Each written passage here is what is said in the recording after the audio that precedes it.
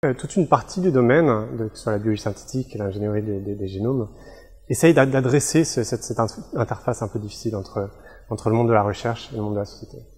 Donc il y a différentes façons de faire ça, qui facilitent de plus en plus ce dialogue et facilitent en fait la compréhension entre ces deux mondes qui historiquement probablement ne se parlaient pas assez. Il y a des choses de type des laboratoires communautaires qui existent maintenant, où le citoyen lambda ou le citizen scientist, comme on l'appelle, peut venir et en fait s'essayer aux biotechnologies, sans formation, sans diplôme, sans background en biologie.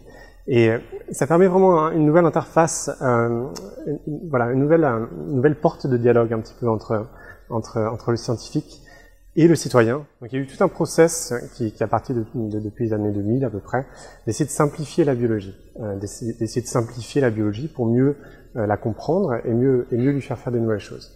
Donc ça c'est quelque chose qui est parti vraiment du monde académique. Mais le fait est qu'en simplifiant la biologie, on a ouvert cette porte justement à des communautés qui sont considérées non expertes dans le sens traditionnel du terme. Alors que ce soit justement des scientifiques venant d'autres domaines. Alors, il y a beaucoup d'ingénieurs, beaucoup de mathématiciens, beaucoup de physiciens qui viennent en fait dans la biologie synthétique, dans l'ingénierie des génomes. Mais il y a aussi justement tous ces étudiants qui participent à l'avancée du domaine. Et il y a aussi cette porte justement avec la société qui est vraiment intéressante. Souvent, je montre dans mes talks une slide qui a été faite par la NASA, qui est un peu l'utopie de la biologie synthétique. En fait, c'est comment utiliser la biologie synthétique ou les technologies qui sont développées par la biologie synthétique pour aller coloniser Mars. Et alors, les applications sont assez dingues. Ça va justement de la création d'une atmosphère, la terraformation. Donc, utiliser les petites algues qui vont faire une atmosphère qui va être respirable. Donc, ça prend des milliers d'années. On est bien dans une application utopique. Utiliser des micro-organismes pour recycler l'eau, pour recycler les déchets, pour capter l'énergie du soleil et en faire des biocarburants, par exemple.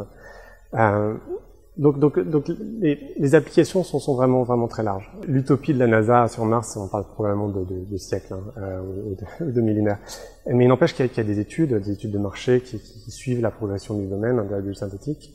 Et par exemple, une des dernières, c'était le marché qui est évalué à 16,7 milliards de dollars à l'horizon 2017. Donc on est quelque chose qui est très palpable maintenant. Il y a vraiment un écosystème de PME, un écosystème de laboratoires qui se parlent et qui développent des solutions pour remplacer ou pour compléter la chimie et la chimie verte.